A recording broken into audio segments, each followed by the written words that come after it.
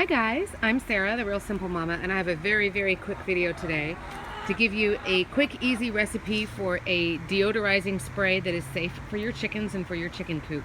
This is not something that is necessary at all. It's just something if you would like a chicken safe spray.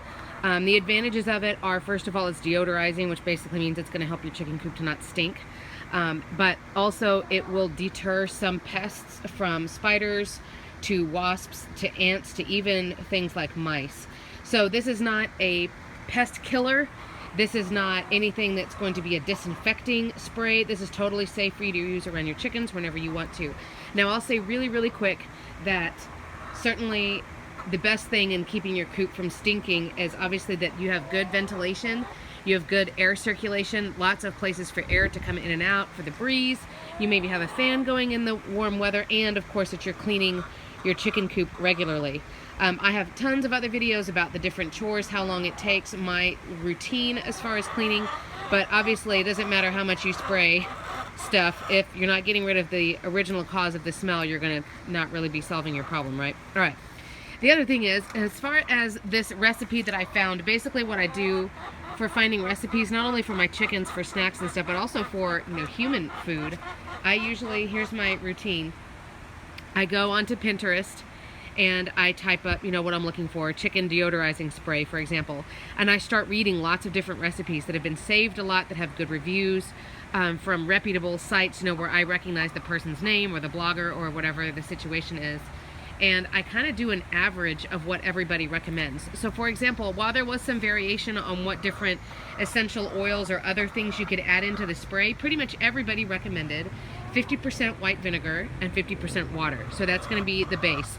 Now I'm not going to tell you how many cups or how many ounces, because of course that's all dependent on the size of your bottle, right? Here are two different bottles that I've gotten. Both of these are actually from the dollar store. What I will recommend though, no matter how big of a bottle you get, don't get one that sprays only like this. Get one that does more of a misting type spray. Now this is not a spray that's going on your chickens. I'll show you where you can spray it here in just a second. But get a spray bottle from the dollar store, but one that does more of a shower or a mist type spray instead of just like a really intense laser type spray. And you're gonna fill it half up with white vinegar, the other half with water. It could be tap water, distilled water, it doesn't really matter.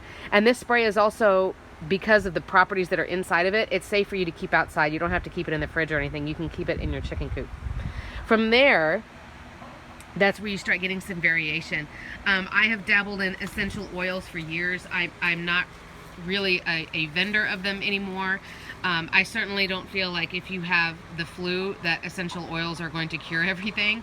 I don't think it's a substitute for going to the doctor and for using modern medicine, but for minor things like this, I think essential oils are great. The combination that I like to use is equal number of drops of lemon, lavender, and peppermint.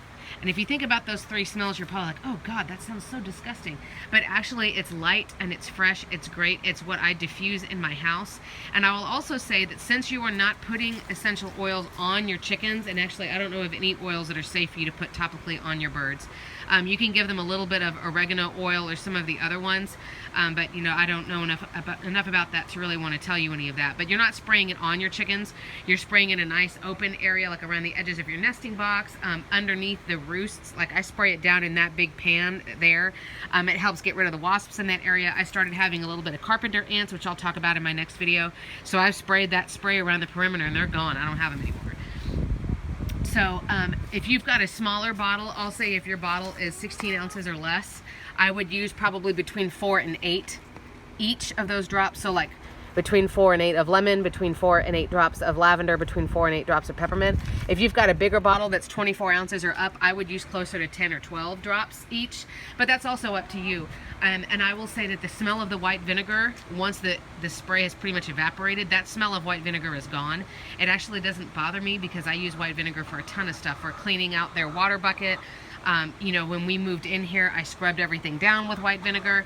Like, white vinegar is just a really good cleaner, but because it's so diluted here, you're not really talking about, I want to sterilize everything, I'm killing germs. It's really just more of a deodorizer.